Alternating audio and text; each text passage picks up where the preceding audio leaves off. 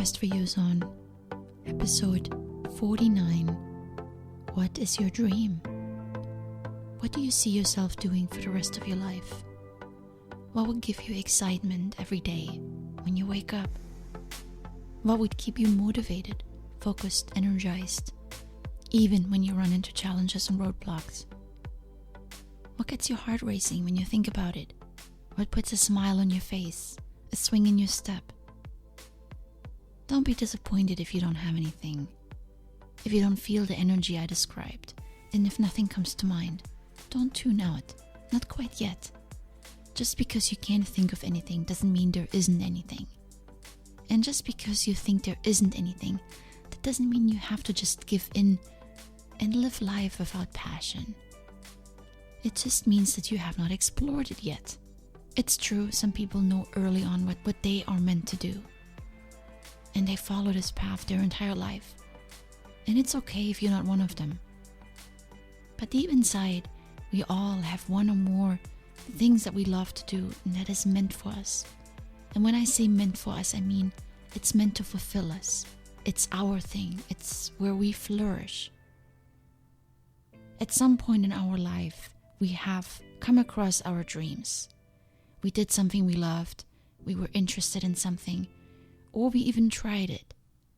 Unfortunately, we often dismiss these inspirations.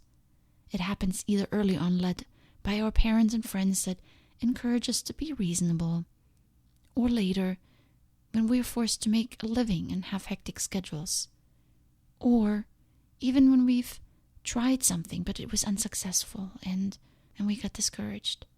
We've pushed it aside.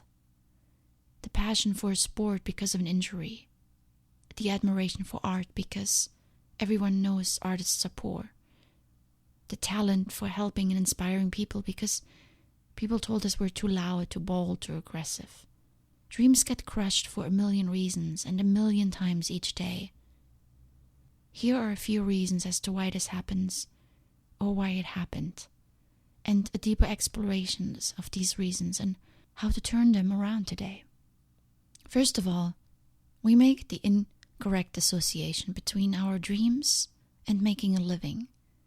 We think passion and making money have to be inclusive. And if our reasonable mind cannot connect the two, then we often disregard the dream in favor of making money. And it's understandable. We have to pay for rent and we have to make a living. But our dream is often forgotten in the process. Consider this. Your dream can lead to something that sustains you. You just may not be able to see it in the beginning. It can also be something that will never sustain you fully, but you can do it alongside something that does. Your dream doesn't need to become a full-time job. People often get this confused. The next issue that pushes our dream away is this. We shy away from the work and the effort it would require.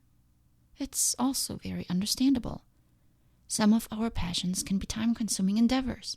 Think of writers, painters, coders, musicians. The learning and developing of craft takes time. But by doing so, you're building your dream. By shying away from the work, you're basically saying to your life, I'm fine with a mediocre life. I don't want a grand life. We settle for comfort instead of applying effort. Yep, unfortunately, we all have this tendency. Nobody wants to waste their time on something that's not guaranteed. Something that we may not even be successful at. Think again. Trading a boring and monotonous life for a potentially amazing one? Don't feel bad. I also fall into this category. I went for safety and security instead of passion. I was at the junction to pursue something I really wanted to do, but I went the safe route. And so many of us do. The good thing is, our life is not over yet. We have tons of time to turn it around. And lastly, we often just can't see it. We deem it either too risky, or we cannot see it grow into anything.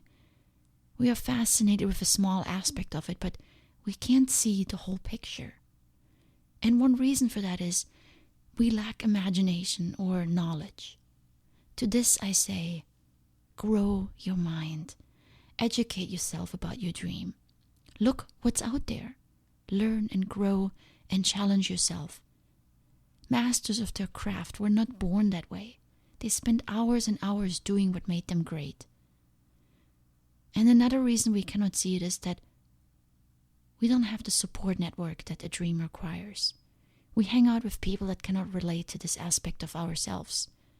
This is often a limiting factor that holds people back from pursuing anything. They think they are weird, or they don't want to be an outsider. And sadly, this often happens to children and teenagers that just happen to have the wrong friends. To this I say, find people that challenge you. Find people you can look up to, that push you forward and that you can learn from. These are the people that may tell you something that's uncomfortable or that you don't like, but that's what you need to grow. There's a difference between people pulling you down and people pushing you to become better. Try to see that difference next time you don't like something that your friend tells you. If you don't have friends that share your passion, find at least one. Take a class and connect with someone there, or go to a meetup. I bet there is a meetup for any interest out there, and it's the easiest place to meet people. If you go once and if you don't like it, then you don't have to go back. Most of them are free, so you don't lose anything but an hour of your time. Just because you cannot see your dream coming to fruition doesn't mean it won't. I've said this many times on previous episodes. When you start taking small steps into the direction of your dream, things will start falling into place. Doors will open, people will show up, opportunities will present themselves. Remember the episode I did for my friend? A few weeks ago, he was completely lost. Then he started talking to a company regarding work.